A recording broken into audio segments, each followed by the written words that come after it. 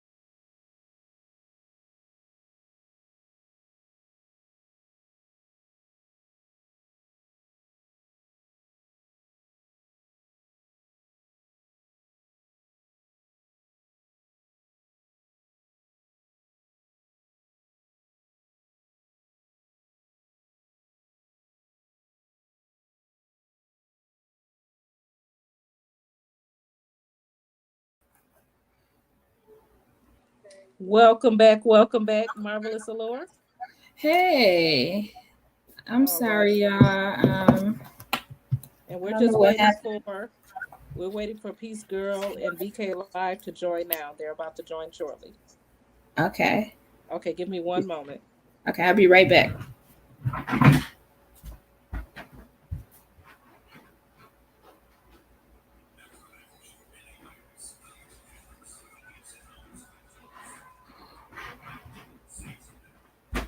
I'm like so hungry. It's not even funny.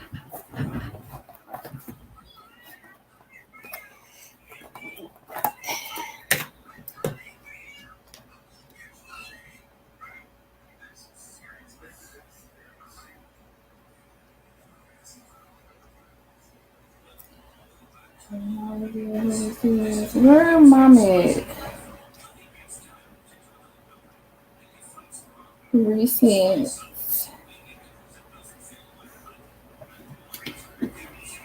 So,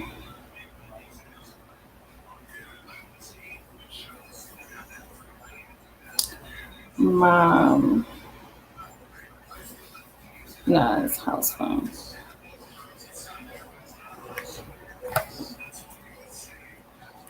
How do I mute myself?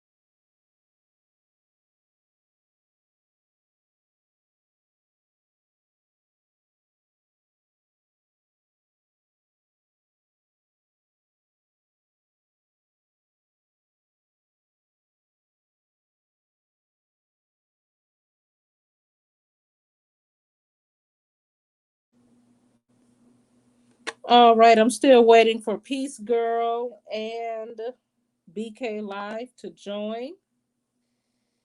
I sent a new link to your email. You should have two more links. So the most current link you're going to click on. In total, it should be 3 links. You're going to click on the most current link. All right, BK Live. Am All right, I- BK Live. It looks like you're back on. Okay. All I was right. trying to get your sister on here, BK Live, but she ain't playing right. She said she said she ain't really feeling too hot, so she didn't want to try to join in right now. Yeah, Okay. well, this is just like I said, it's my first time, well, second time, and it's just something for beginners, I guess. I'm catching hold to what y'all, Yeah, we could do like we could supposed to do do. book clubs, have book discussions on books. Mm. You know, so So we could do look, that. Mm-hmm. this was Sonya was talking about, or Oh, what's her name? Maybe I shouldn't say her name. yeah, we want to use the names that's on the screen. We have Peace Girl or Sonya. Mhm. Yeah, we want to use the names that's on the screen. You know that we put in. Okay. So look, I just got these books from Amazon 2 days ago. Okay. So this one is called. Can y'all see? Scoot over. Yeah, we can see right there. Okay, so that's one. So I discovered this on the computer. Actually, I just bought the book, but all of the transcripts are actually available online. If you go to Cassiopeia.org, I think it is, Okay. you have access to her transcripts from 1997 to now. It'll Oh, take you like okay. 6 months to go through all that stuff. But they give predictions. So with this particular book, I feel like Josh got his thing on surround sound. Okay, so so I discovered this, and in this book or online, you don't have to get the book. All her stuff is published online for free. So she is a lady who uses the Ouija board, Mm-hmm. Okay. the Ouija board, to channel these beings in the sector of space called Cassiopeia. And they give her information on the future and what's going on with her health and all type of stuff. And I've probably been aware of this group maybe from, I think I discovered them in like 2013 or 14. And since then, I swear to goodness, like majority of the stuff that they said was gonna happen happened. Oh wow. It's wild. It's a good, but I didn't have a good experience when I tried to interact. They have like a group you can join. Okay. And the lady Laura actually talks to you. Her husband, I think, is a well-known scientist. I don't know how to pronounce his name. It's weird. But the husband last name, she married. That's her, Laura Knight, and her husband. I don't know her husband. Can you see that? Her husband's Yes. last name. But he's highly intelligent, and he's like some type of scientist or something. But the group, in my opinion, I didn't have a good experience with them. In the group, they seem to be very aggressive when it comes to, I don't know, to me, they like a clique. They are, I don't want to speak negatively about anybody but you cannot express your thoughts without, being ganged up on about what you're saying. If it don't coincide with their agenda, like they have a whole team ready to attack you. And I didn't like how they ran the platform. So, I didn't like that aspect of it, but the information that she gives though is A1. like immaculate, great information. So that's what I just wanted, a hard copy of my own records, just in case the website ever got taken down. I just wanted proof that, you know what I'm saying, I read this stuff. But if you look in it, it's kind of like a question answer platform. You can't really see it. You know what I'm saying? Okay. Mm-hmm. And but you know, her stuff reminds me of the Raw material. And I don't know who came first. I know she started doing the Ouija board in 97, but I want to say the lady who wrote this book called The Raw Material, this lady was like channeling. She was sick with cancer or something like that, and she ended up making contact with this being or something like that, and they was teaching her all this stuff. And I want to say in the 70s, and it's like the same format, like with Laura's stuff. So I don't know, but this lady doesn't use a Ouija board. I think it was just being channeled to her, if I'm not mistaken. I'm trying to read it here. Can you put Andreja? Go ahead. Who is by? Andreja. Oh, my hand is over it. Oh wait, it's backwards. So I'm sorry. You know, I have to get used to it being backwards. But so it says here, she just kind of touches on, what is that? That's weird. But it says, who are the ancient astronauts? Why did they first come to Earth?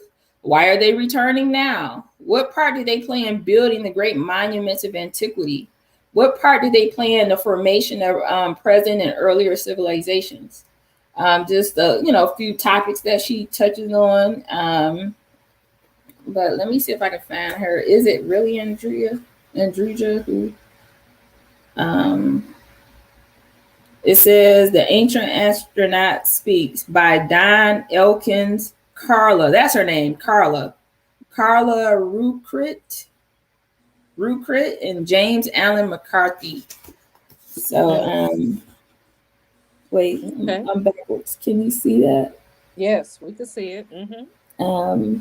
So that's that book. I think it's a good I never read it. I found out about her through YouTube. Somebody mentioned her and I Googled it, like, oh, this is the same format like Laura uses with the C's. So, maybe Laura read that book and took interest and did her own thing from there. And then another good book, which I'm sure everybody in my family is highly aware of this book because of my mother, okay? But I found this online too, and it's called The Alien Interview. Based on documents provided by Matilda O'Donnell McElroy, but it's by Lawrence R. Spencer. So if you can see that here, just so you can kind of, how do I keep it straight? So it's weird because it's backwards like a mirror. So that's it, but it's called The Alien Interview. I ran across this online.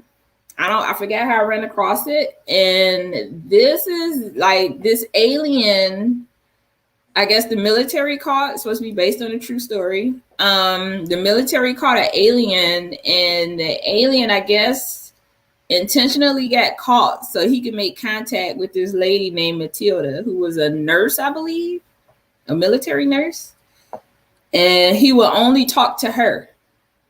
So they was doing these weird experiments and stuff with the alien, and the alien would exchange information and was basically giving them the information about Earth and how we came into existence and their race, and there's some galactic wars going on and all type of stuff.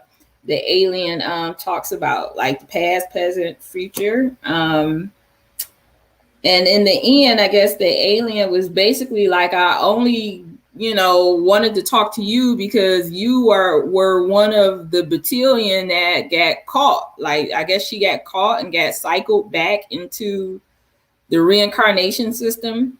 And they've been trying to find a way to free their people who got caught in the system when they was in this war around our planet, I guess. It might have happened on Mars, but I'm not sure where.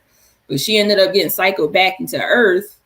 And they like, we trying to find a way to get y'all back, but we can't find the machine that cycle people back through. Or they know where the machine is, but they don't have the technology yet to break it to free their people. So I guess this machine, they said like the magnetism is so high, like it's almost impossible to penetrate. It's like they can see it, but it's like, how do we penetrate it to break it so we can free our battalion? So it was like so many of them, like maybe 100 or 500 of them that cycle back into Earth. So they always make visits coming back to Earth to keep track of their people. So when they find a way to break the machine, they can hurry up and swoop their people up and get them out. So, but he like, you don't remember me because of course your mind been wiped through the reincarnation machine they created on whatever planet it's on. It might be on Mars or something. And I think he was actually got in it some kind of way, but was able to escape it just before it did major damage or something. But it's an interesting book, how they break down the galactic wars, how the Earth is being manipulated to, you know, as kind of like in my opinion, like a prison or a farm. And I ended up buying a book because my mom does not do well with the internet. So she like, I need a hard copy. So we found a hard copy. And I just went and bought myself one the other day just so I can have it for my records. But I pretty much read this. Everything is online. You just have to Google that and then I have it for you for free. But I think these are 3 good books to have in your collection if you are a conspiracy theorist or into like prophetic stuff. Very good books. And I also just purchased, that's coming in Amazon, is the Baba Vanga life book. I was interested in that. She's like a seer or a prophet. Yeah. The blind lady. Yeah. And then I bought one for Dolores Cannon for her. I don't know if I bought Convoluted Universe or I forgot which one. She got a ton of books, and Dolores Cannon is very popular. But I think those are 2 good books to have in your collection too. But I can say the Cassiopean one, they call themselves C's for short because people can't really pronounce that. But C's for short. But I'm telling y'all, like, they last prediction I think she posted was the end of May 31st.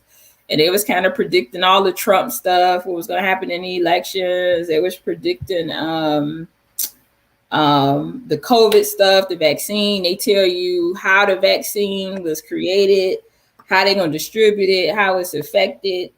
And that's what made me think about it was the C's in this book actually predicted that the vaccine would be transferable to other people. They want other people to have the vaccine. So when I saw in that study of the 3 guys who did their study, when they said like if you're in the vicinity of somebody who was vaccinated, like the effects of that is like transferring over to people around you. And I can personally say I was around somebody who was vaccinated and it brought my time in a month back, like in a week. Oh wow. And I started seeing people on social media claiming the same thing. Like my partner got vaccinated and then I ended up having my time and the money again out of nowhere. So that's interesting, but that would tie into the study because they saying it's attacking the gametes in women. So if you editing genes up in there, of course, you're going to start bleeding or something might drop or, something changing. But again, why do you need to do gene editing for a vaccine? It's like how he was saying, anytime you make a vaccine, you never need to use nanites. You trying to just build immunity. You don't need to actually, edit genes. So that's weird. They were going about it that way, in my opinion. Hey, lactose intolerant. I don't know who that is, but hi. That's a funny name. Yeah. So yeah, that's all I really have on that. Well, If anybody, what do you think about those these reptiles? They're talking about all these grays, these aliens, the grays and the reptiles, and they, still mutilating cattle. What do you think about all of that? and actually that book that the seas, I think, touch on that too, if I'm not mistaken. But you have to dig through that stuff. But in my opinion, the reptiles, I do feel like there's a sect of beings that probably are reptilian in origin. I do feel that there are different branches of the reptilians. What their agenda is, I don't know. Some people say they get underground. Some people say they out in space, but I'm sure they probably both are, because they say they are very ancient race. The reptilians, they tell you, we don't know our origin. We just was here. We always just been here since existing. We don't have an origin. They said we don't know. We don't know how we got started. So I'm sure from that long ago, I'm sure they didn't branched off. And what that story of the reptilians remind me of is the movie Superman. Remember when Superman, the one where I think it was just called Superman. That's the one where he had to fight General Zod. And remember, he started crying because he had to kill the last of his kind. Like, he did not want to kill General Zod, but Zod was like, I'm going to kill the humans if you don't kill me. So you got to kill me. Yeah. What you going to do? And Superman broke down and cried because he had to break his neck. Like, please don't kill him. And so he had to kill him. But it broke him down. Like, I killed the last of my race, But that story of how the Superman's race, the Kryptonians is what they call them, I think. How they colonized the universe. Like, they the strongest. And remind me of Dragon Ball Z too, kind of how Goku's race kind of did it. Right. But in Superman, I think that's the reptilian story. They kind of tell you that, like, we just went through the universe and started colonizing, and because we the best I think they the best at technology. And then you think about the terraforming different planets and stuff, and with all these vaccines and them taking all of the seeds for the food, it's like they're terraforming. And it makes sense, because I made a Facebook post about that some time ago, about how they changing the air quality and the water and stuff because it make it fit for them, to live better. Yeah. It seems like every time I'm watching TV, I feel like reptilians watching me on your TV screen. Because if you get close enough to see who's who, you can see most of the newscasters, most of the people that's popular, they all have slits in their eyes. They look dangerous, and they can follow you around in the room. And like one time I was watching my TV so hard. I was watching the news, and the news anchor said, I'm like, I want it to be cool. I don't want it to be hot like this. It's too hot. Bring it back down to about 80, 75 degrees. And it seemed like the TV was like, well, what do you want? Like they can read what's going on in your house. There's something about the way technology is. They can persuade you through your TV.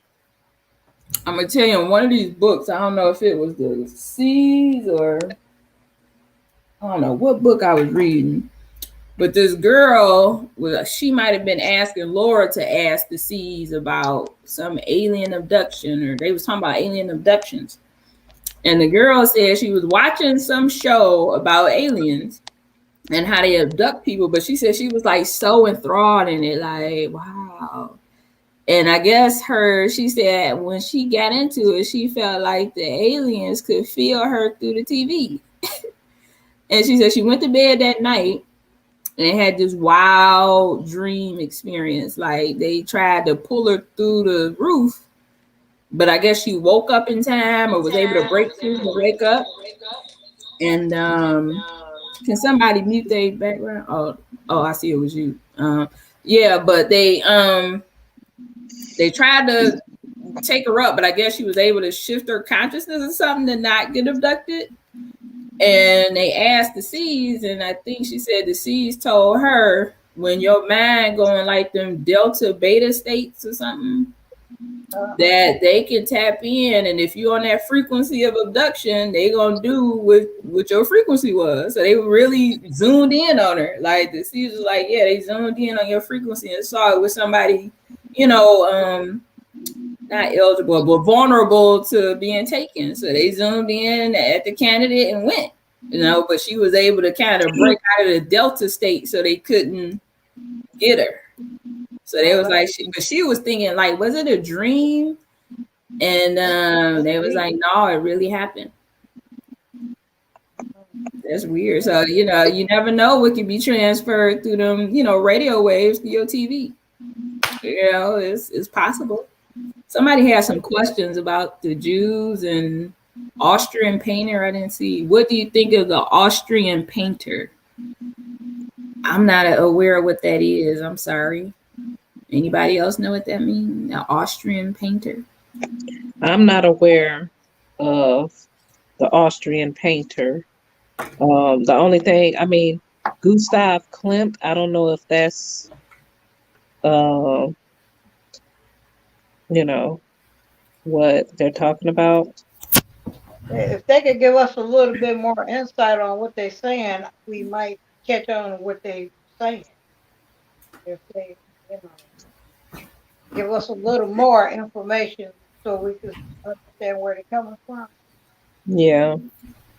Do I support Israel? Who, me or all of us? I don't know. If you're talking about me, I'm not sure what you mean. Do I support Israel? I know they're going through the thing with Palestine right now, but I don't know what you mean. Do I support? Like in what way? What do you mean? Do I support them?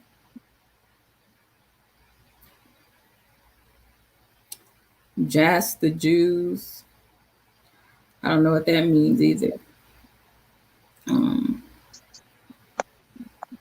But I just thought I put time in there to try to address the question. I didn't see it at first. I'm sorry. But back to what you were saying, BK Live, I don't put nothing past nothing because, look, I didn't experience my own wild stuff through time. So, it's highly possible that, I'm sure, these, if you think about it, our environment is electromagnetic. You can send signals through radio waves that affect your brain, that can be put in different states like delta, alpha, all these different states that make you vulnerable to, suggestion or, certain scenarios. So you never know. You never know. But as far as the reptiles, I don't know. I think the reptiles is an ancient race. I do feel like there's different branches. Like if you look at even in the story of what's that guy name that he talks about this stuff. Not Melchizedek. There's Snow. His name is Snow. Something John Snow or. Am I thinking about the TV show on HBO?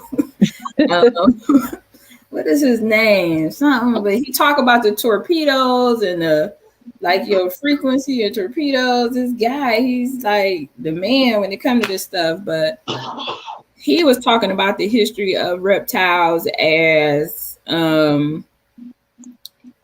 like when he started tapping into Enki and Enlil, and I think that's what made me get into it. This guy, when I started investigating that story of Enki and Enlil, he was explaining how they are basically reptilian beings.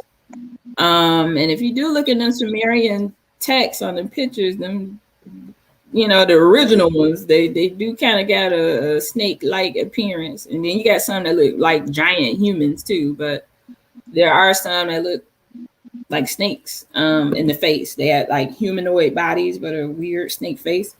And he was saying that in the story that I guess Anu or An, I forgot who the dad of Enki and Enlil was.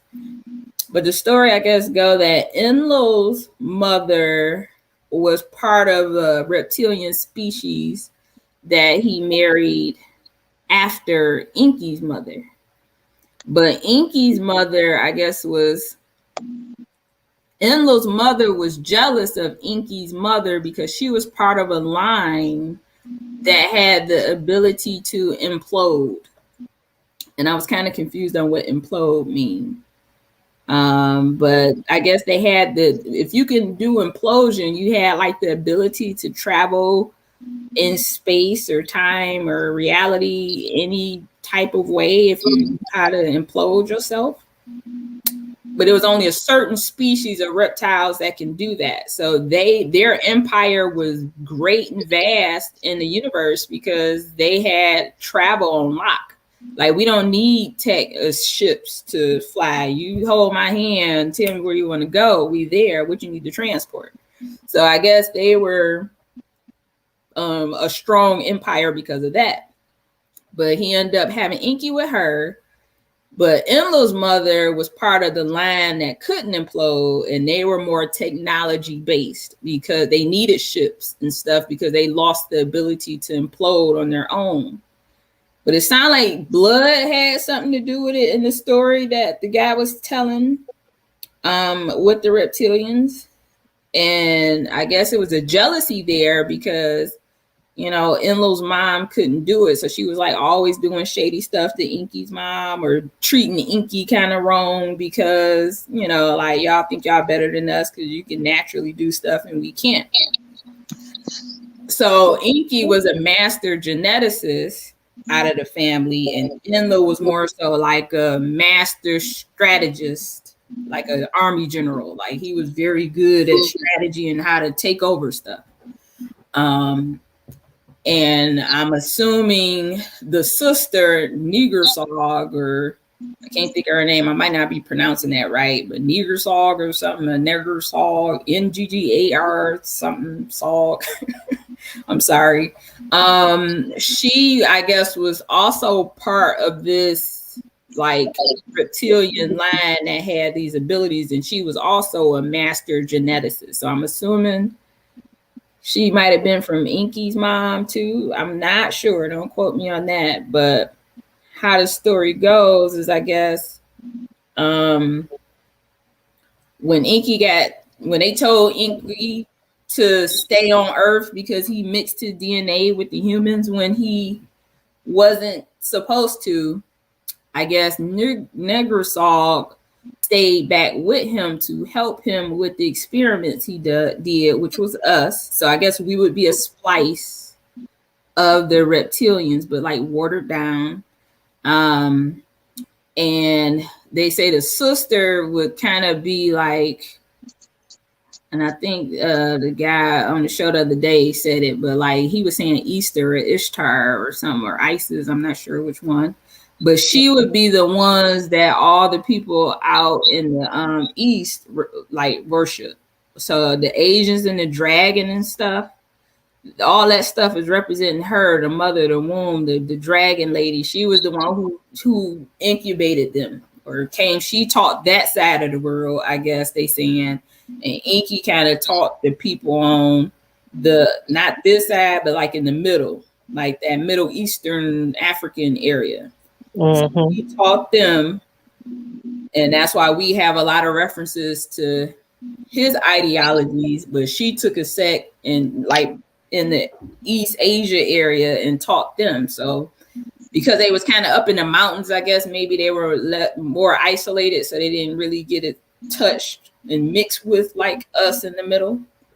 So a lot of their culture was probably maintained because of that. But if you look in the stories of Enki and Enlil, it definitely, make you think about, stuff. But I'm thinking that the reptiles is definitely, beings. I think they exist. I think they're in the universe. I think it's some station here.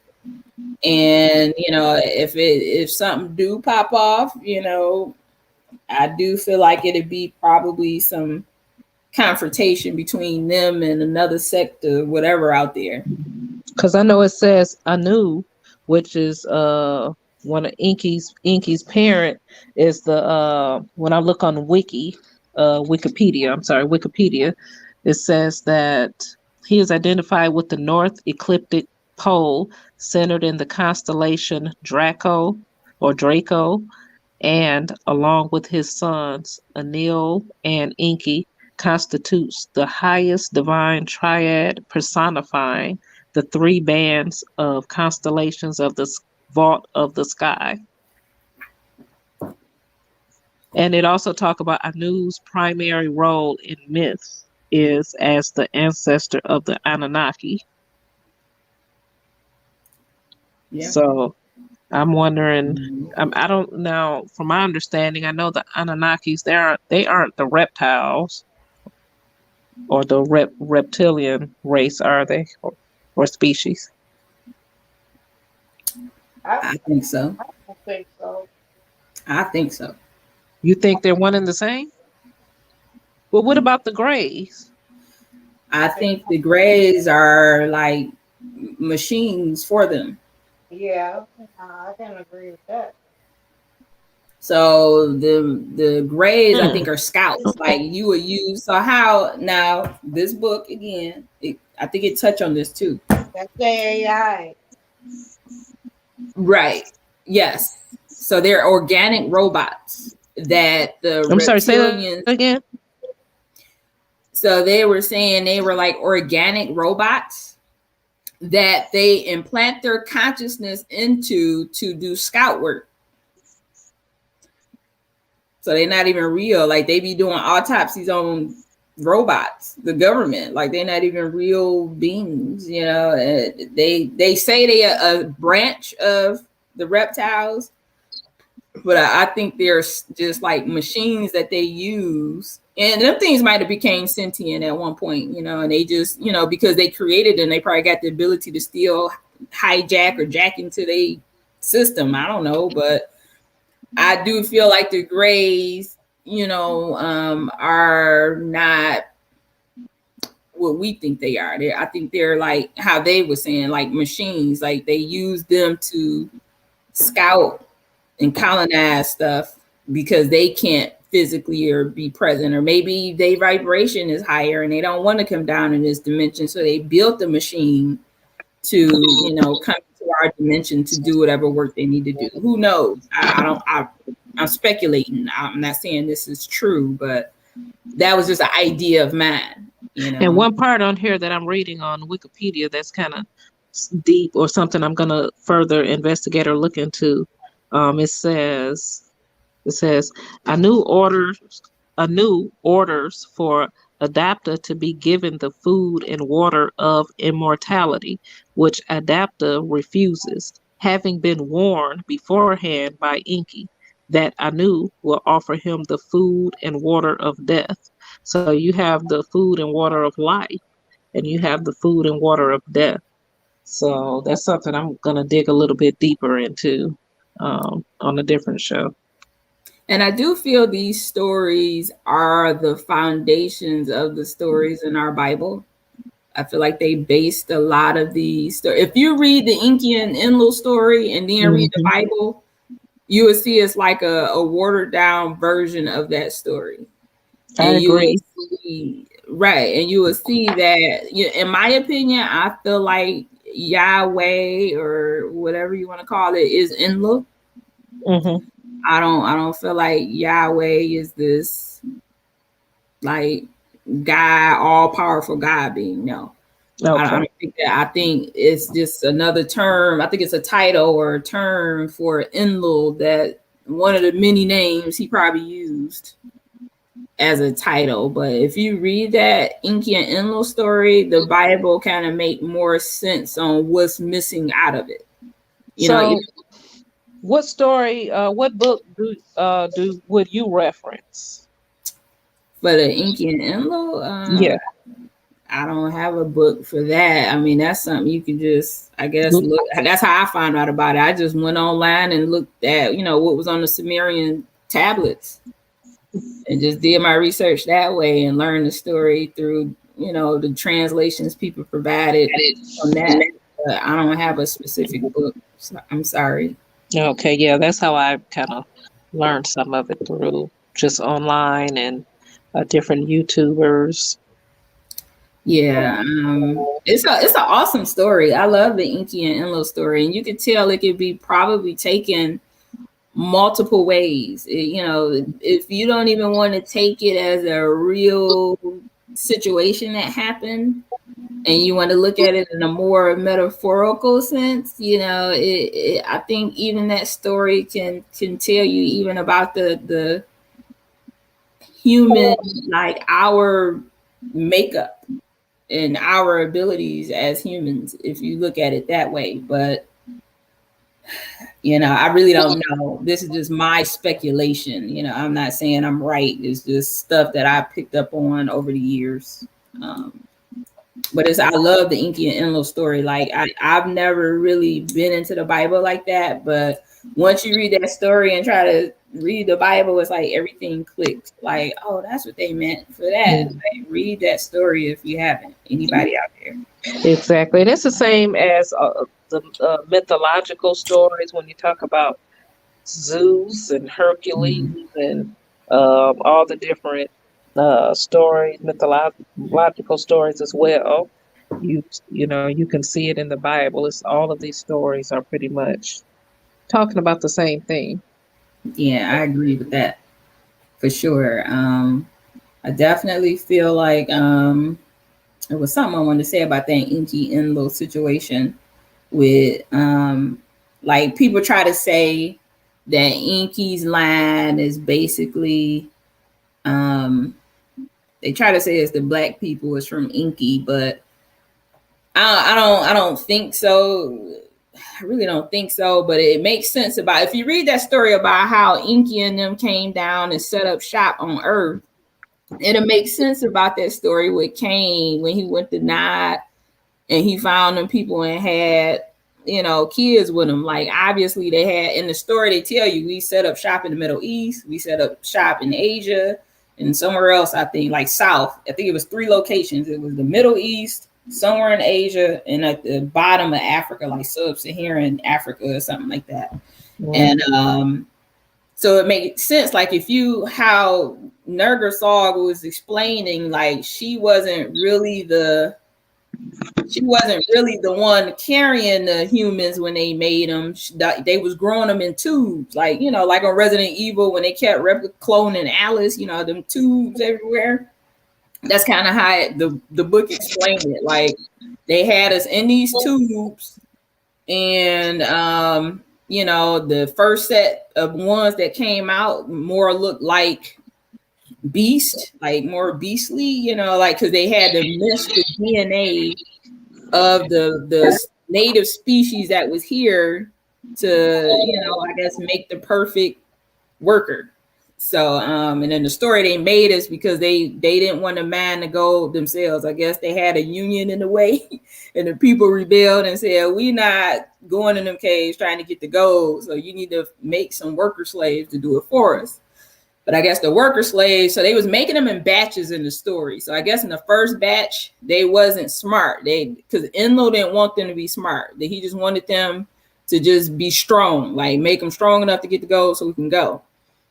But they kept messing up because they wasn't smart. They was just strong and doing stupid stuff. So they had to like experiment the next batch to make them smarter. So as they got smarter, I guess, they kind of realized we don't want to do this, so it sounded like they was killing themselves to get out of it. Like, I guess they kind of had some knowledge of how the death process works. They was intelligent enough for that for some reason. So they knew like, okay, if I kill myself, I don't have to do this. So they had to do something to stop them from killing themselves. So I think that's when they kind of like invented this story for them to not kill themselves so they can keep the work going. So I guess that's really the human story, how they saying it. So it's like they kind of gave us religion to keep us in check, so we keep doing what they wanted us to do. And then that's how they, like, at first, I guess they said when we, so they didn't want to keep making workers. They wanted the workers to be self-sufficient and do the work. So when they leave and come back to the post, it'll still be workers there. So they made it, because at first, I guess they didn't reproduce. They would make the babies in the lab. So if you got pregnant, you would deliver it on the ship and whatever, how that went. And so I guess the first one that rebelled against them, I guess she was smart. And Inky picked up on it and started experimenting with her. So he was like teaching her stuff. Like, yeah, if you go out here, because I guess by then Enlil kind of told Inky that they was about to wipe him out or something. And I may be jumping the story. I'm sorry. It might be out of place. Or this is maybe the time when they was about to send in the flood to wipe out everything because they ain't like that type of worker. You know how you do a prototype, like, okay, we ain't like this, we make generation 4. So they was gonna send a flood to wipe them out so they could plant some new workers there.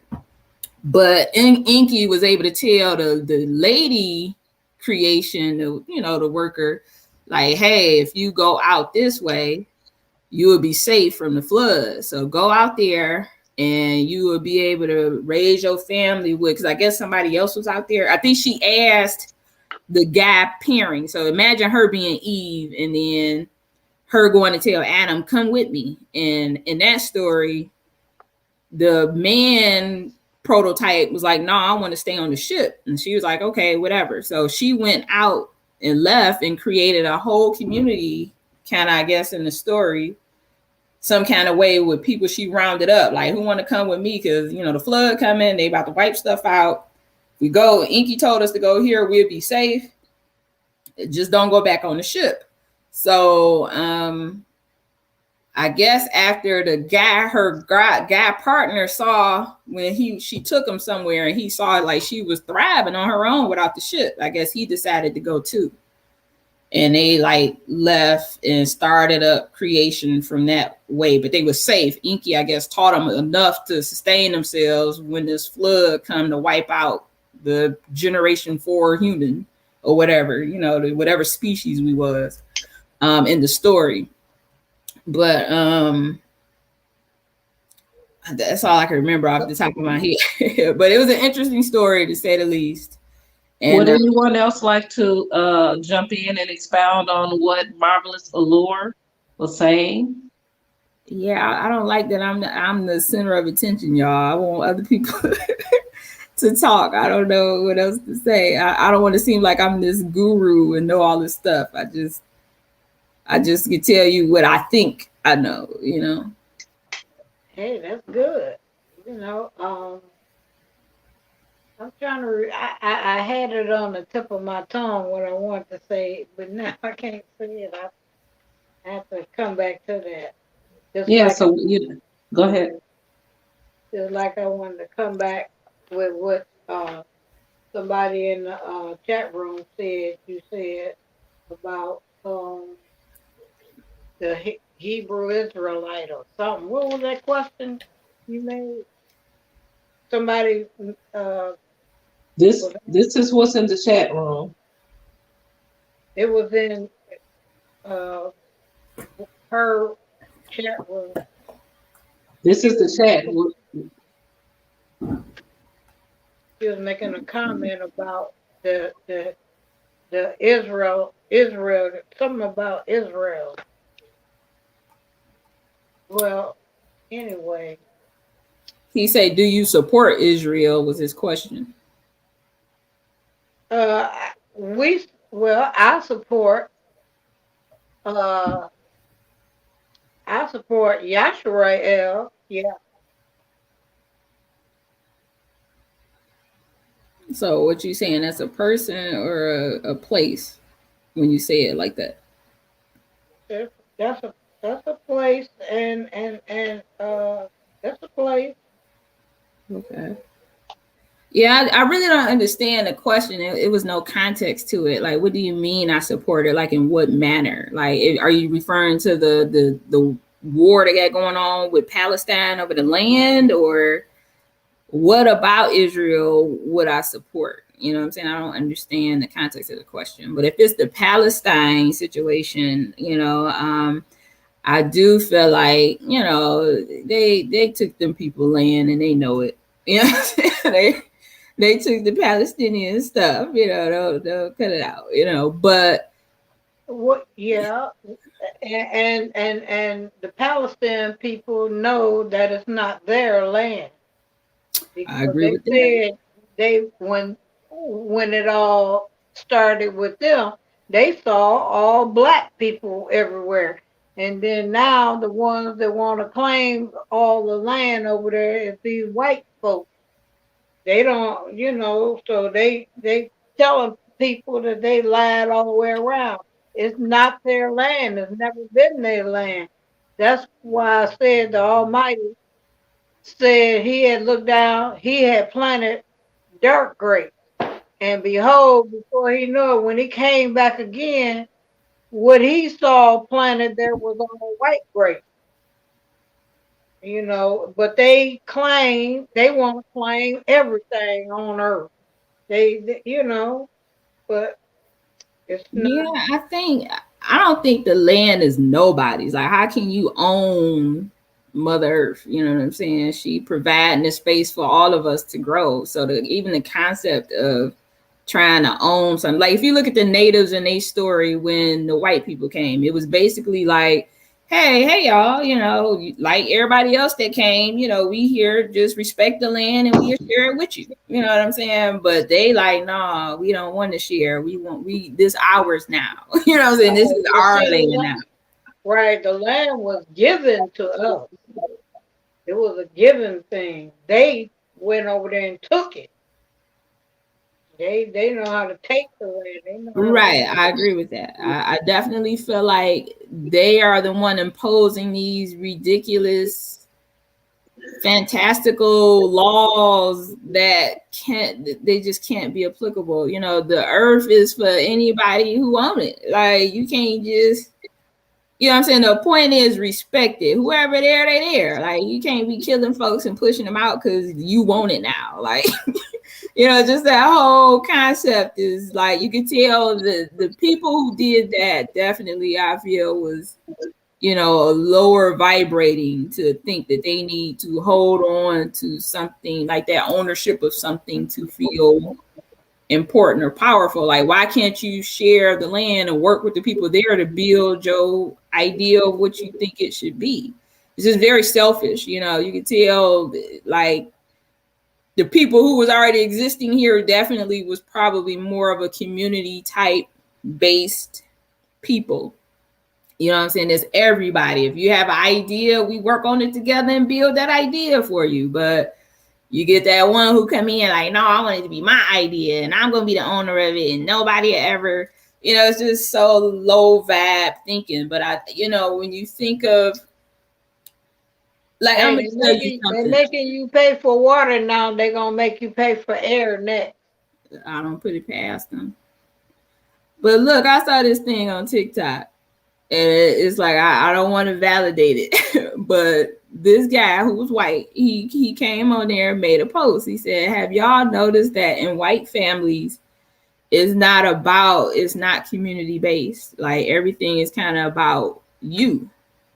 Like, is how do I succeed? How do I, like, they put their parents in senior homes, they like kind of kick you out the nest and they want to go vacation and do all this stuff.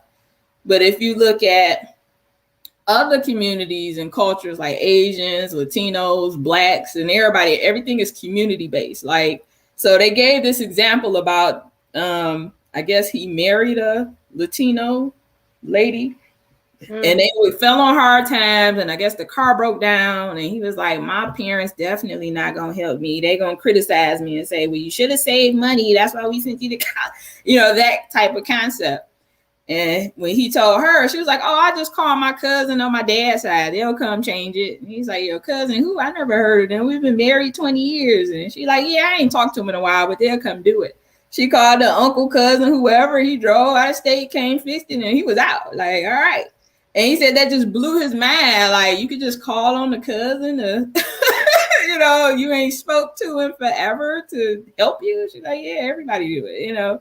But he's saying in their community, it is not close knit like that. Everything is more individual based, you know, either my particular household based versus not all of them in that community, but generalizing it. He was like, that's how it is in that community. But he realized in communities of color is definitely, and it may be because of a resource issue. Maybe people know resources are low, so we got to work together to do it. But that's what his observation was. But that would make sense. And I feel like that story of the land grab, you know, like, why do you feel the need to claim ownership of something that's really not yours? Like, why does that make you feel powerful? Or why do you need that much control over land? Like, it's just interesting to me. Like, people was living thousands of years peacefully with other groups that came, and they mingled together and grew it. Like, why did you need to come mess up that concept?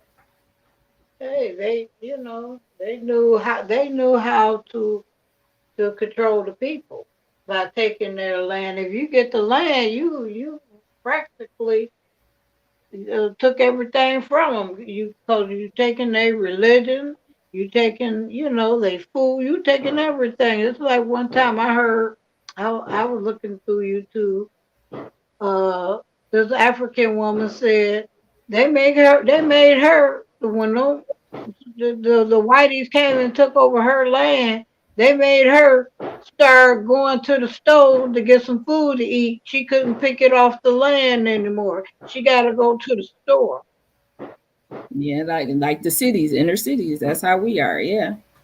And I mean, but just even in that concept, if you dig at the root of the issue and say, you know, why did white people just come ravage everybody like that? And if you look at that story of Enki and Enlil, you know, they say the reptiles that's like the ones from Enlil's line, the ones who's technology based, yeah, they're more like cyborgs. Huh? Yeah, one wanted to save humanity. That might have been Enki wanted to save humanity. Yeah. Mm-hmm. Enki is the one who, see, he got punished because he mixed his DNA with ours and he wasn't supposed to. So to stop us from evolving from the mixture, they cap something at our spine and our brain back here. The osso start with an O, osso something, but they cap on it so we wouldn't evolve psychically like they would. You know what I'm saying? And surpass them. So they knew we had the capabilities of passing them, so they put inhibitors in us back here so we couldn't get on their level and control them or get back at them for doing us dirty. But if you look at this concept in the story, they say Enlil's mama was part of the Borgs, you could say, like that technology-based reptile. So they were more hive mind, tech-based, colder. They were actually the reason why evolution stopped in the story, how they said it. So I guess it's this chain, or this might not be in the story, but a theory of the story is that for everybody to evolve, you know, in creation, we got to do it in levels, but we still on the same ball.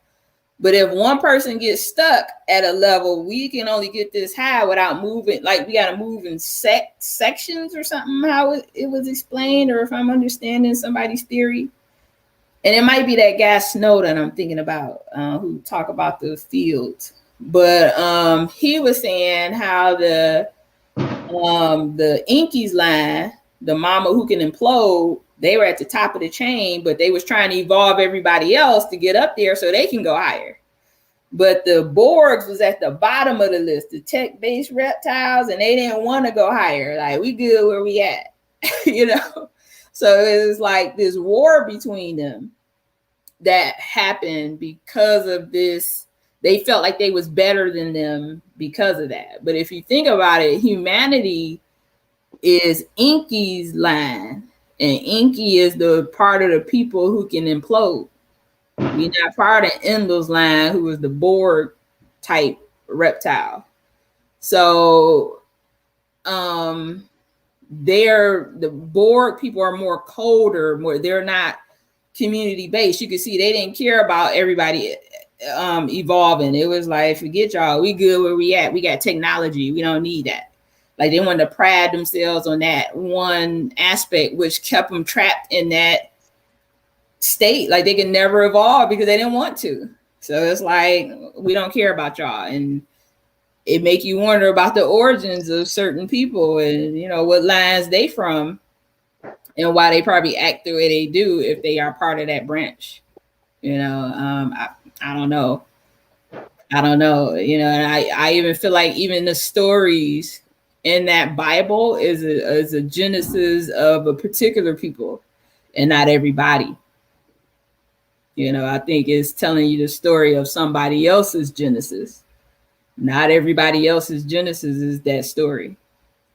So that if you look at it that way, it really make you wonder, like, you know, what are they really talking about? But in the story too, it was another race that came. So the reptiles end up making this other race of beings, and they kind of did them dirty and kicked them off to the side and like ditched them on a planet somewhere.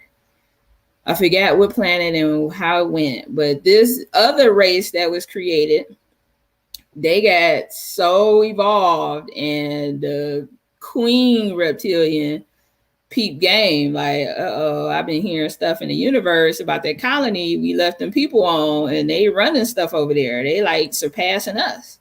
So she got smart and tried to have a meeting with them to, you know, like, look, I see where y'all going with this. I don't want no problems. Can we just like make a pact so we don't go to war and, you know, we can grow together?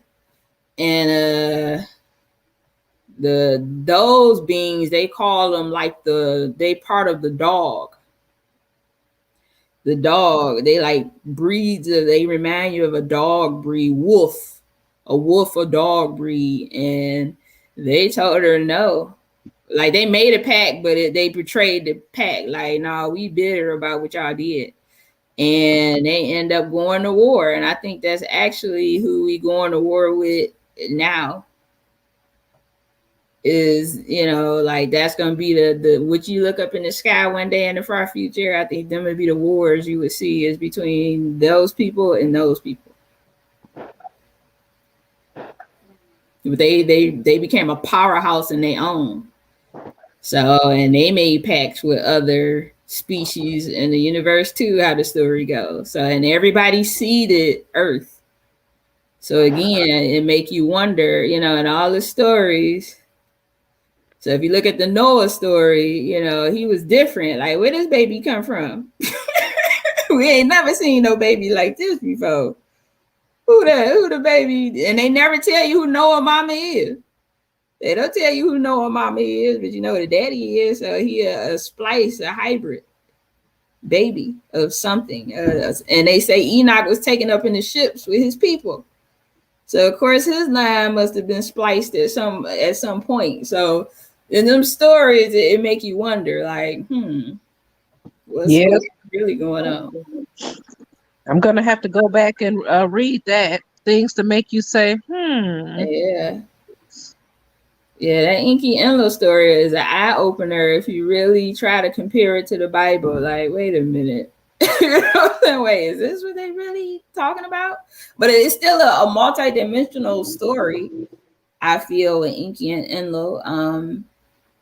To say that it was an actual story, I don't know. You know, I wasn't there. I don't know, but I think it's highly feasible that story is there. But I do, you know, a lot of people do speculate that, you know, a certain race here on the planet come from Inky, and a certain race on this planet come from Enlil's line, which probably is a hybrid from other stuff. And the stories tell you, you know, like even when you start touching on Lemuria and start going through the timelines and them stories on them tablets they found, they talk about Lemuria and how them people was living peacefully on the planet, and then these people like came into our reality. I don't even think they came on ships, but they shifted in through a dimensional shift or something. Somehow they kind of explained it.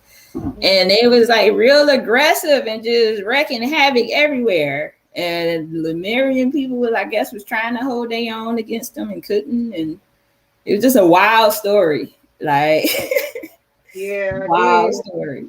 I did hear something like that. They were saying that Enlil was some kind of military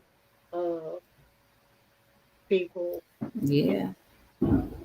They call them that in the stories. It's not. It's like I want to say they were saying it was like Borg, like they whole species is technology based. They the masters in their own right of tech, and then you got the other sect who masters in their own right of everything organic. You know, so you got these two competing factions, like, and then you get this new faction that got thrown in, like that dog wolf breed that they created, and they left them. Like they didn't think they was gonna evolve, but they became a powerhouse in their own. So there's this third sect that come in, and I think that third sect actually made a pact. They initially made the pact with Inky's line, the queen who could implode, not his mama. You know, really high up. You know, she was not her, but as far as a clan, they had a queen or several queens, and they betrayed that pact. And I think they end up siding with Enlil's people who use technology, and that end up turning into another galactic situation. And again, I think that's what we in right now. Like if we, in the next maybe 40, 50 years, I don't know how far we get, if it is a such thing as aliens and we start seeing stuff, I think that'll be what we see. And in the story, they tell you, I want to say not that story, it might have been the Indians, the East Indians. They tell you of a story when them factions came to Earth and fought war, and that's why they had to go underground. Because them sects was having them packs, this sect of those species was having a war on the planet over us. So when you see that glass and stuff they were saying in them deserts, like that was from heat from them raised laser beams they was having them wars on over us. But the ant people had, in every culture, every single culture have a story about the ant people, all of them, talking about them taking them underground to protect them from either, and I guess in this war, it was followed by some type of natural catastrophic event. So it could have been an asteroid, solar flare, something, flood, I don't know. But they took them down for a few generations because of all that. So maybe the war was the precursor to that, maybe. And then something catastrophic in the universe hit the earth and they had to survive underground. I don't know. But these ant people, they all on the caves, and every culture story, everybody tell you about these ant people. So something is up, you know, what's going on with that. I don't know. It's interesting to me. Yeah, it make you wonder, and it put things into perspective. You know, but I do feel like, I mean, you know, we are coming to a time where, you know, things shouldn't be owned. You know what I'm saying? And it makes sense, like, why these hedge funds, again, like, you don't need to own anything. You can just rent from us. It's less of a hassle.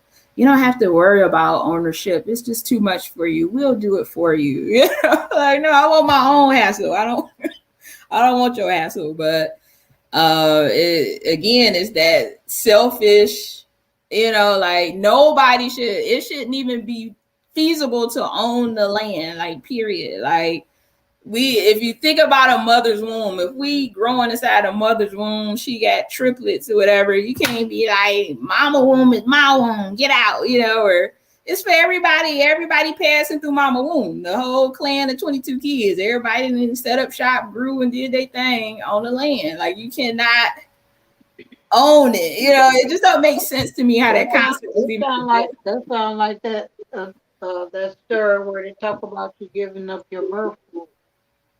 Say it again, I'm sorry. You giving up your birthright.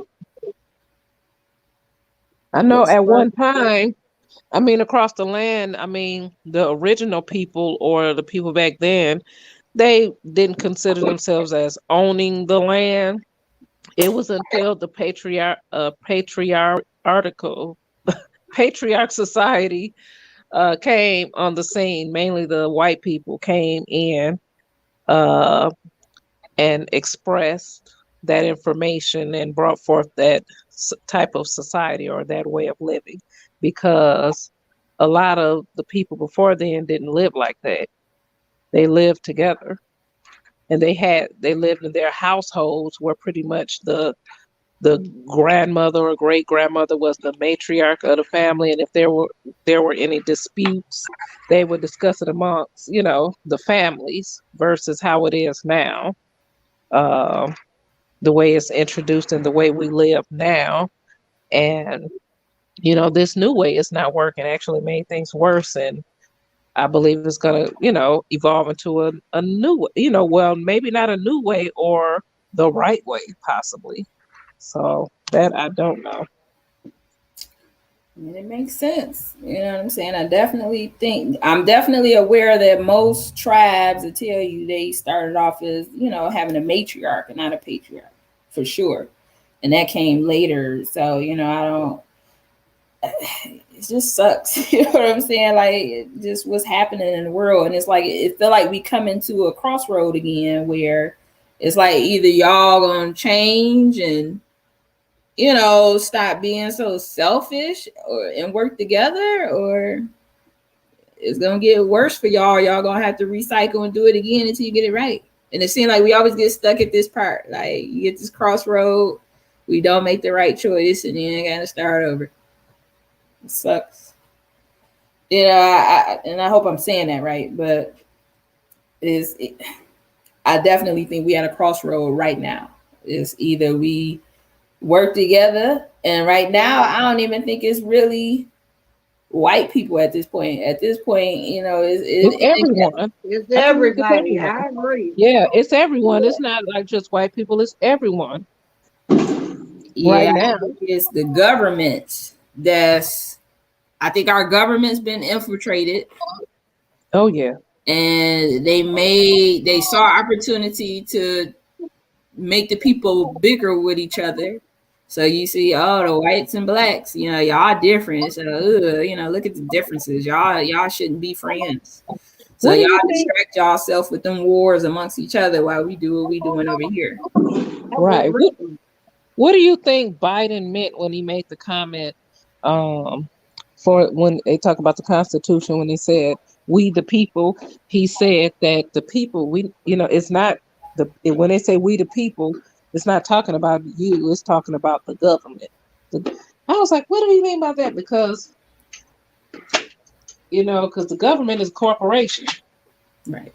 So I was trying to understand where was he coming from by making that, comment.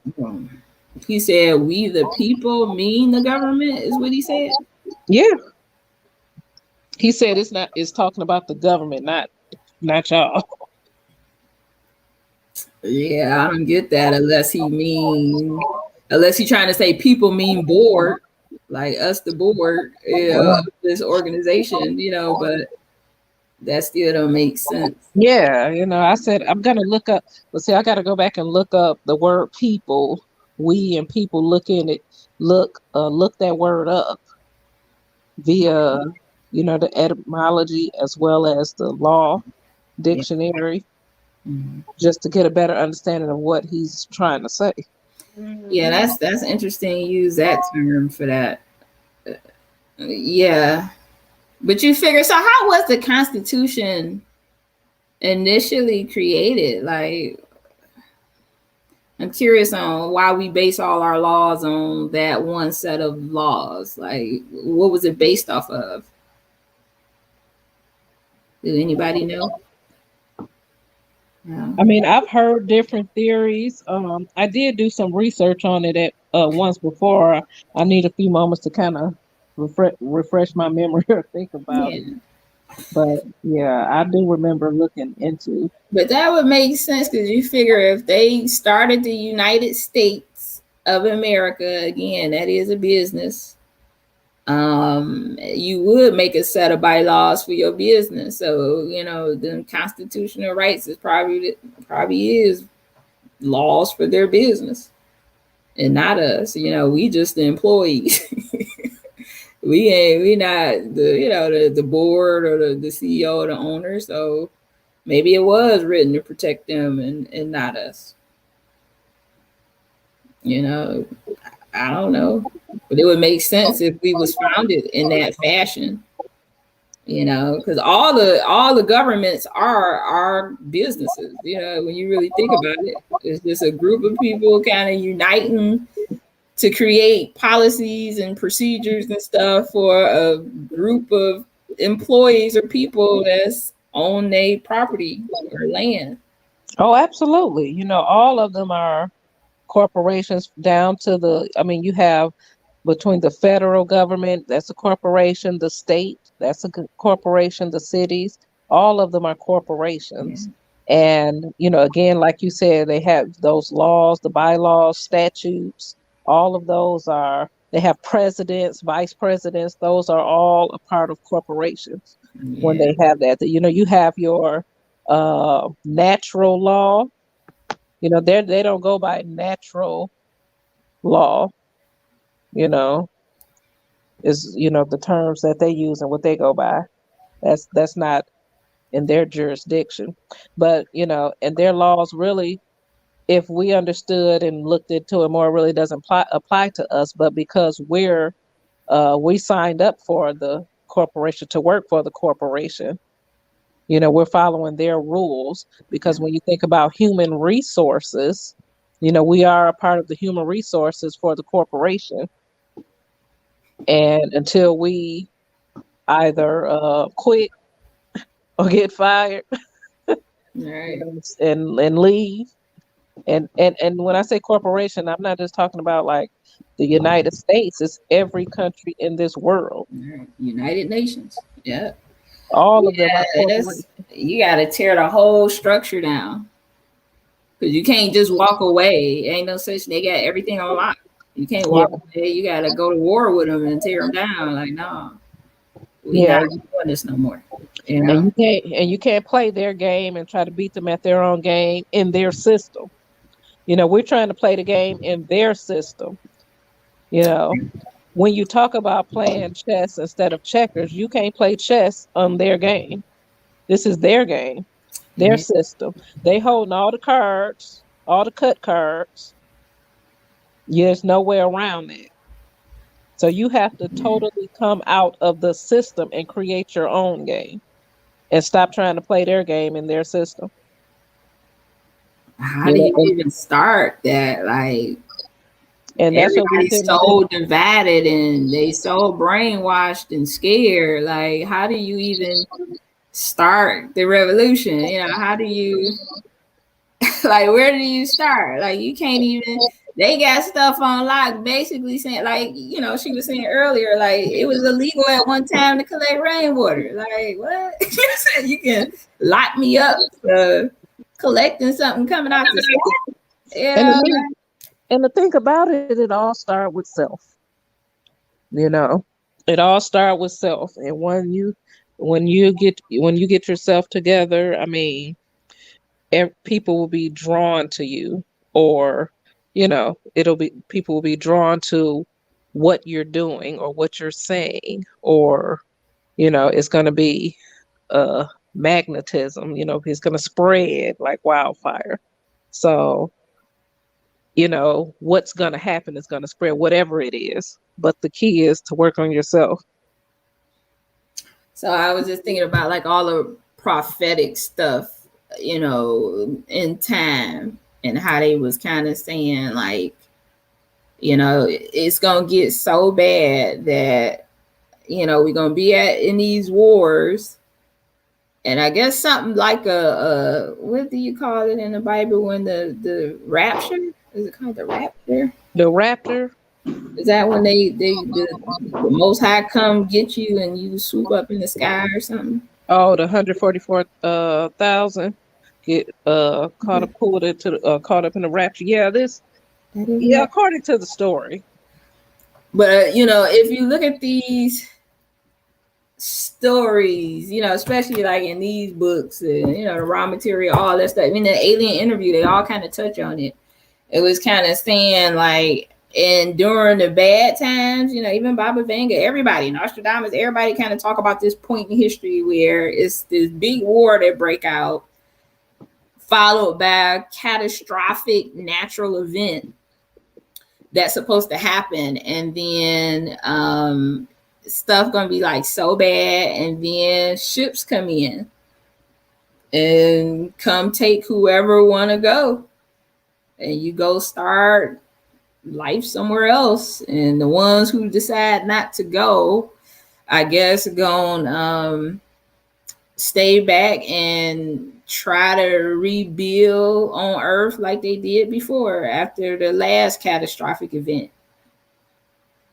So it's like, is it even meant to be broken down based on prophetic information? It's almost like you can't win in this classroom. Like, it ain't meant for you to win. It's meant for you to just, you know what I'm saying? Just stay on your path to try your best to live the best way you can and be out, whether it's death or through a ship, I don't know, but it's almost like it's set up for you to never win in this classroom, Yeah, I get what you're saying, and I just believe, I mean, everything is not so literal in how we conceive, things should be when we talk about prophecies and things like that. I don't, in our mind, we're thinking how it should look based on, according to a story, we're imagining how would that look and how would that be. But I think there's always other ways to look at it. Again, you have a spiritual way to visualize and a literal way, metaphorical way. So it's more than one way to visualize what's being said. So what do you feel about the people who think about the 5D Earth, like how the Earth's supposed to be split in two? So an Earth for people who have vibing, and an Earth that we on now for the people who low vibing. Oh, I haven't heard that one. Tell me more. So I'm assuming in the 5D community, they feel like we at this crossroad right now where those who work on themselves to raise their vibration higher, so they feel like the Earth is raising her vibration. So whoever can match the Earth's vibration or frequency will naturally phase into that Earth. And the people who can't or are not aware that this thing even exists will stay on this planet, which is kind of like doomed to kind of like collapse on itself. Yeah. And it goes back to some people taking that literal. I mean, I don't necessarily agree with that, but I mean, to each his own. Everyone have their own path that they do have to take. And if there's a destination that we're all trying to get to, if it's such a thing, there's more than one way. I mean, when you look at, hey, you could walk to a destination, run, you can drive, ride a bike, take the expressway, the scenic route. There's more than one way, but you can get to the same. So how do you feel about quantum mechanics, and like how do you feel about, do you feel that there are multiple timelines? Do you feel like there's a such thing, how they say, where everything is happening at once, but you choose the reality that you want to live in, or I'm trying to think of how they say that. Like, Yeah, I do believe in the multiverse, and time traveling as well. And what you were saying as far as the 5D raising the vibrations, I I mean, I believe the vibration's supposed, to be elevated and raised to the point where you're on all dimensions at all time. so is it wherever you fix your concentration on is the reality that you take part of? It's kind of like how you think that works. Well, it slightly, but okay, so you're saying whatever you fix your mind on, that's the reality or dimension you're in at that time. I'm saying that you're manifesting on all dimensions at all time. So, wait, I'm manifesting on all dimensions at all time. Because well, to me, it sounds like you're saying, okay, if I put, my mind to it, I'm on this dimension or this level. And then if I put my mind to it, okay, now I'm on this one. And now I'm on that one. So that's not possible, you saying? I'm saying you can be on all of them at all times. Okay. It's not one or the other. So how is it that I can't experience it right now? Well, that's what I was saying when you were talking about the vibration, raising the vibration, to be able to express you or yourself, or in the manifestation of marvelous allure on all dimensions, all space and time. Okay.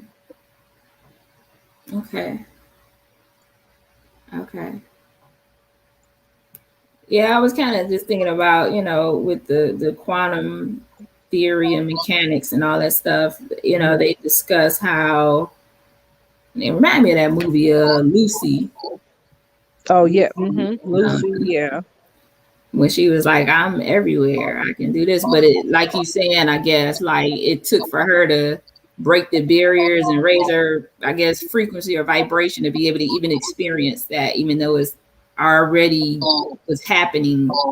Like if you look at the end, you can tell she traveled back in order to get to the now and the future. Like she was there in all, phases at all time. I mean, because for her to get there, she had to go backwards. Correct. Well, she was actually, I'm trying to think trying to remember when she was in the room in the chair. I have to think about that movie. But she had to go back to the past. She was in the present. And did she go to the future as well? It's like the present was the future in a way when she explained it. Like, so she was in the chair trying to break her last cell. She had to penetrate every cell in her body, break it open, so she can vibrate at the frequency to not need a physical body, I guess. Yes. And when she did go, you could see her traveling through time. So she meet the original Lucy, then she go, the dinosaurs, the Lucy, then she out in space, like that last piece, which she had to make it out in space to the Big Bang. And I guess the Big Bang, I'm assuming, was maybe her cracking that last cell to like break out of the physical and not need to be aware of just this one part of her, and now she can experience all of her. Like, that's how I kind of took it. Yeah. So is that my house with the firecrackers? That's mine. Let me mute. Look, my neighborhood is lit right now. I think all of our neighborhoods is lit right now. Man, it's crazy. But I do you think there's such a thing as time travel? Me, most definitely. I definitely think it is. I especially when we get into quantum computing, like we are already there. They just ain't made it mainstream. But when it become mainstream, like it's gonna be some wild stuff that we could never imagine. I give it, I don't know how many years, but it's coming. But time travel, yes, I do feel like how you were saying earlier, like there's all these infinite, like everything that could be and will be and should be is already exist. Right. Yeah. And we just, I think we choose a reality to be in. Yeah. And sometimes I feel like we shift those realities at night. Maybe we, in the astral realm, we can kind of move through them freely because we ain't restricted, on a physical body, or maybe, people talk about shifting all the time on social media, like, something ain't right with my family. I went to bed, woke up, and my boyfriend named Jacob instead of Justin, but they still know it's me.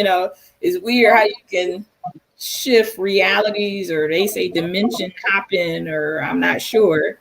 But yeah, I feel like that's part of the time travel. I feel, how to explain it, I don't know. Like,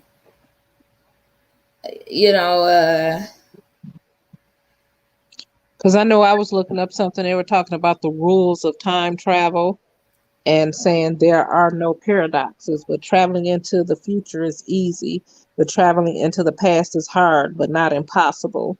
And traveling through time is like traveling through space. And things that travel together age together. Black holes are not time machines. And if something happened, it happened. Right. Yeah, I do feel time travel is like how I was explaining how the earth will collapse upon itself. Like that's kind of what the 5D people say. Mm-hmm. It's like, the people who vibing on the line that got a future, you know what I'm saying? Like how you say everything that's gonna happen already happened because it's existing right now. So it's just like, in that it is, I'm sure it's a reality where, Earth don't exist. You know what I'm saying? Or Earth will blow up, or Earth to do this, a million outcomes. But I do feel like whenever and I might have read that somewhere too, where they say, it might have been in that C book, the Cassiopeia books, where they say every time you experience like a Mandela effect or deja vu, it's somebody tampering with the timeline.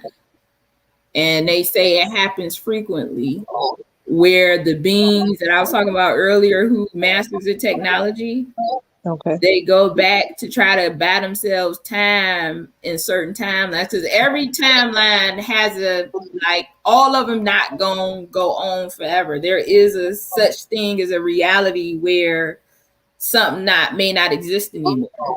You know what I'm saying? So, and we may be in one of them timelines where, something may not exist anymore. So you would do whatever you can in your power to try to keep recycling that reality as much as you can by keeping the people in that reality there.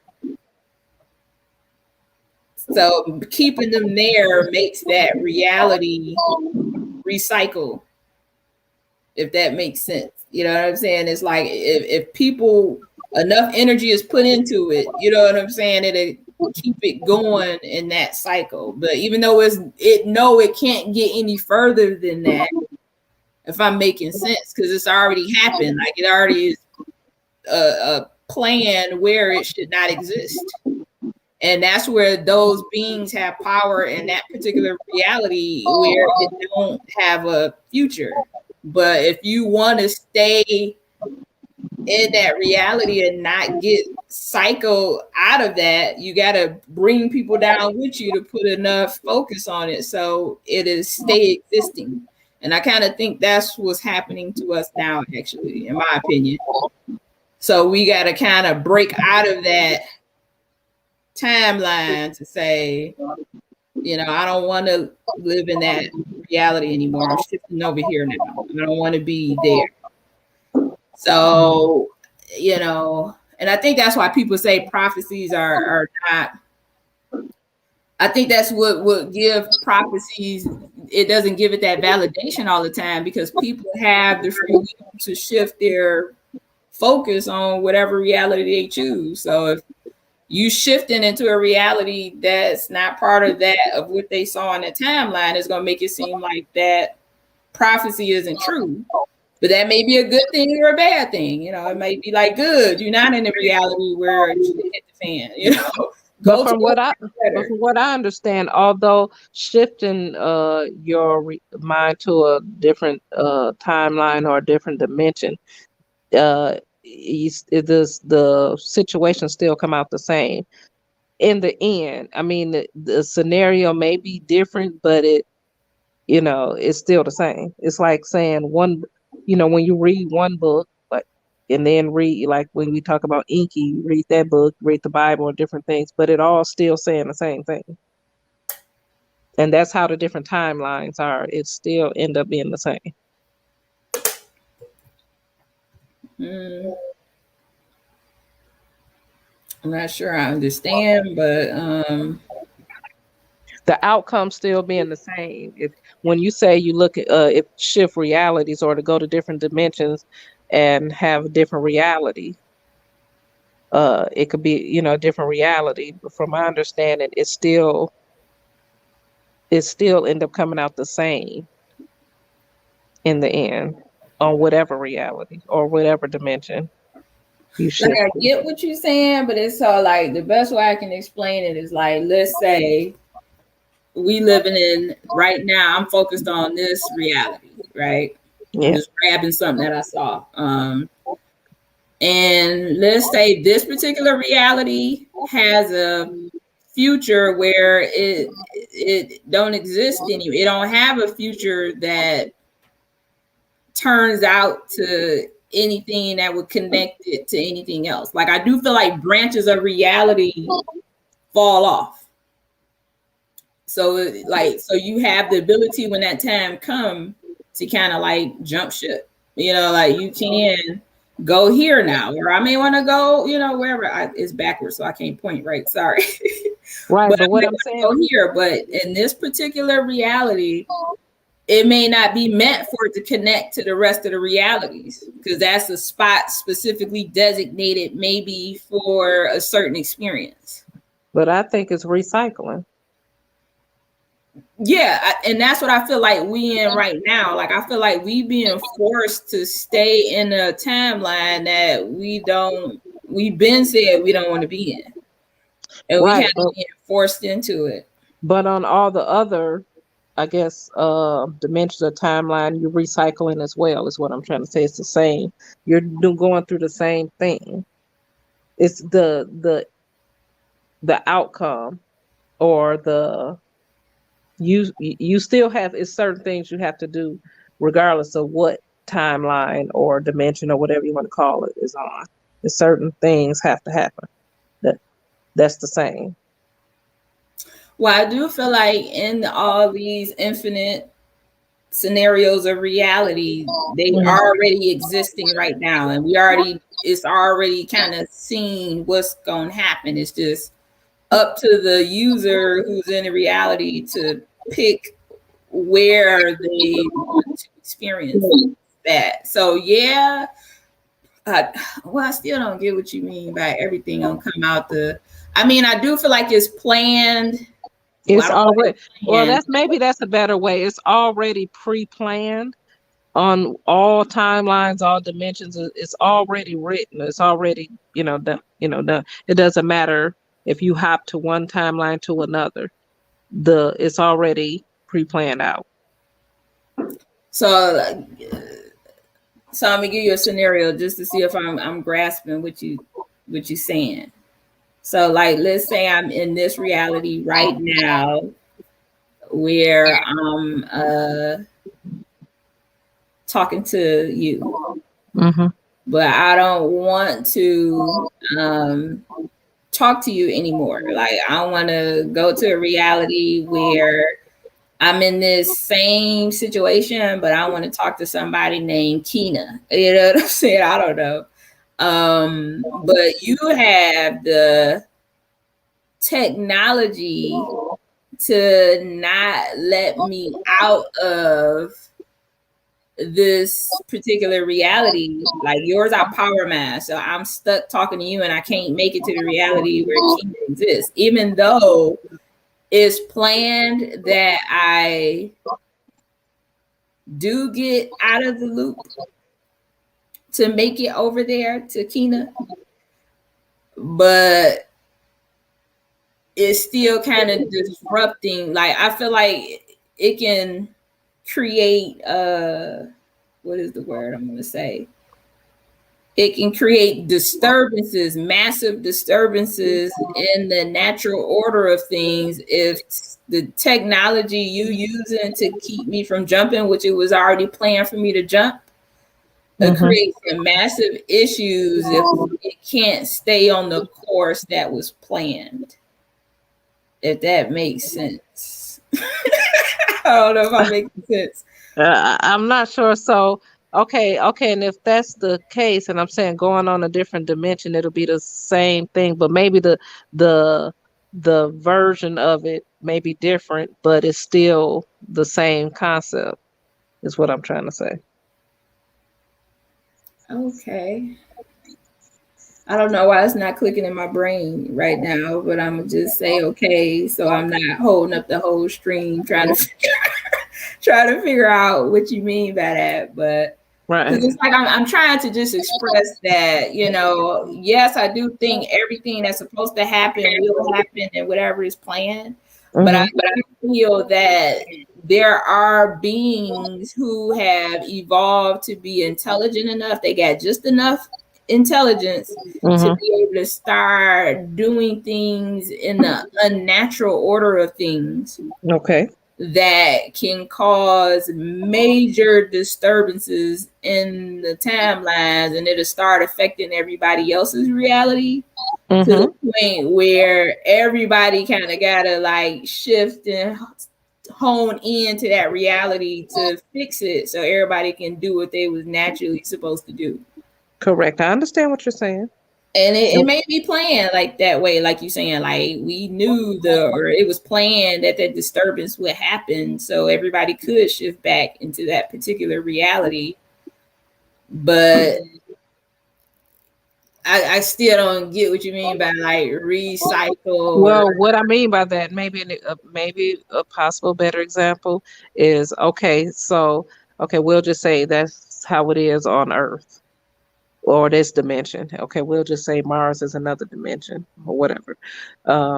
You're gonna go through the exact same. It's still the same. You're gonna go through the same thing. It may be, it may not be, we'll just say a higher race of reptiles. It'll be something else, but you still have to go through the experience, is what I'm trying to say. I think that's true for those who not aware that they can shift realities.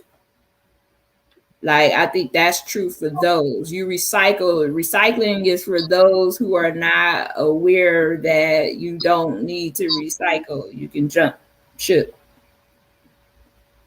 So for those who don't know, you would be cycled back into that same experience until you get it. You know, like, well, hey, yeah, and that's what I'm saying. The end outcome is until you get it. Is kind of where I'm going. It doesn't matter what timeline or dimension you're on, it's still the same experience that you have to go through until you get it. Yeah, I agree with that. Yeah, for sure. Yeah, I get that. And that's what I think the 5D'ers are kind of saying. The people who believe in that split earth right now, they say the earth is splitting, where they say the earth already done split off into its own timeline it was supposed to be on in the first place, because I guess it was trapped in that cycle too, how they seeing it. And So they saying the earth kind of like there, and whoever can raise your frequency up to her level to experience that part of her timeline, you will go. And that's supposed to be like a quote unquote, lack of a better word, better reality than the one we in, where it's not all these restrictions and stuff. But those who not aware of what's going on, or that you can even do that, or you don't choose to, because I feel like it, how they was saying too, like it's a call, that like a beacon, a signal was put out for those who can like hear it, like, hey, sync up to this signal and you can get out. You know, if you just quiet yourself and listen, you would hear the message that, hey, something wrong, get out, you know. Sort of like Neo, how Neo started questioning, like, what is the Matrix? Like that signal came to his brain some kind of way to start questioning, and then he go on this rabbit hole to find out all this stuff, like, oh crap, like this ain't even real, you know. So right. It's like that, you know. But for those who choose to stay, you know what I'm saying, in that game or that reality, that fake reality made by the cyborgs, you know, then go ahead. Hey, I never thought about that till I said that. All right, so we have about 10 minutes left. If anyone else want to join in or add their thoughts, or give us some topics that maybe we can have open discussion about on the next call. Would anyone like to chime in? I hope these videos never get popular, because, man. Man. Anybody want to say anything? No? Okay. So what do you think a good topic we should get into on the next call? Just something we could maybe take a deep dive, we could look into, and then get on the call or on YouTube and dive deep in a particular topic. I actually liked your idea about maybe dissecting movies. Okay, what's the movie? Let's put it out there. What movie? What's something new that's coming out? I'm trying to think of a popular movie that. Well, you know what I wanted. I heard Divergent is good. Divergent. Yeah, Divergent is good. I mean, how they have the different factions. That movie Divergent is kind of like they have the different factions, and then the Divergent is the one that did not fit into any of the factions, so they tried to destroy her. Oh no, I heard of this movie before. Yeah, it was like different ones. Yeah. Okay, I mean, if y'all want to do that one, I was thinking about what was that one with Tom Cruise? The Minority Report. Mm-mm. No. Where he get trapped in time. Oh. What is the name of it? I know it too.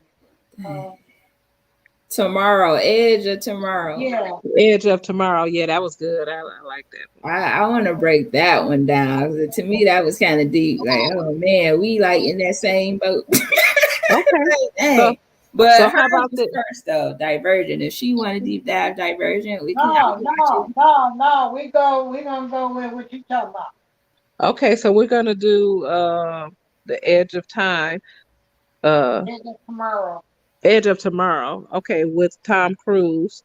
So what day we're gonna come meet back up and break that down? I want everybody to be here though. I don't want to be the only one talking.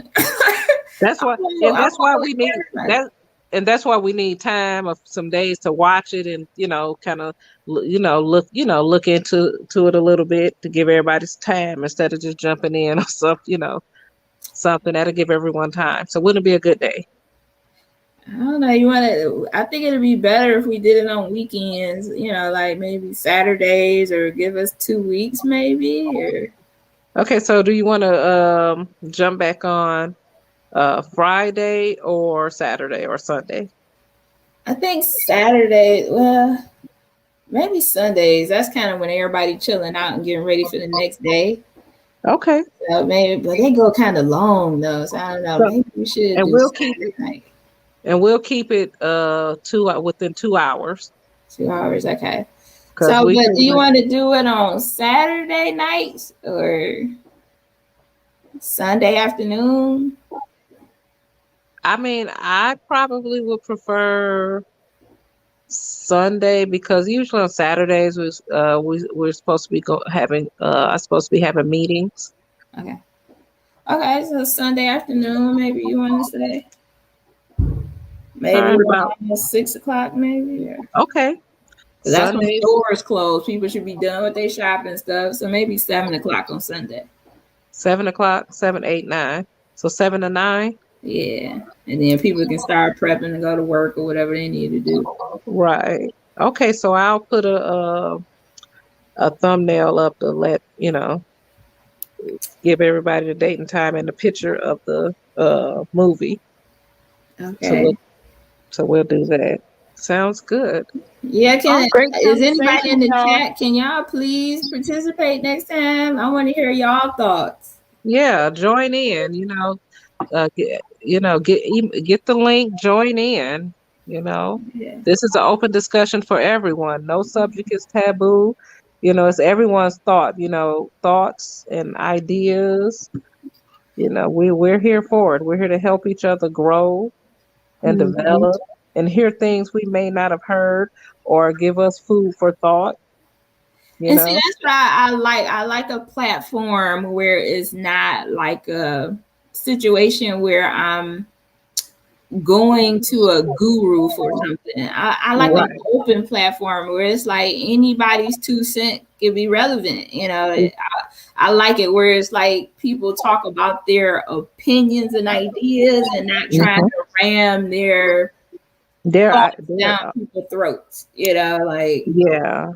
let's just talk about what I think that it may be this, or if somebody challenge it, like, well, no, I think and that's cool, but it should never like turn into a situation where we arguing over, A you know, or who anything. was factual and Right. No, I like keep it understand. a open, nice platform, please, people. Because it could be something someone might bring up that you've been searching for and end up getting. It could come from somebody totally different. So that's why it definitely helps to have that open discussion, that round table for everyone to be able to speak and feel comfortable speaking and not not Dominating. Yeah. yeah.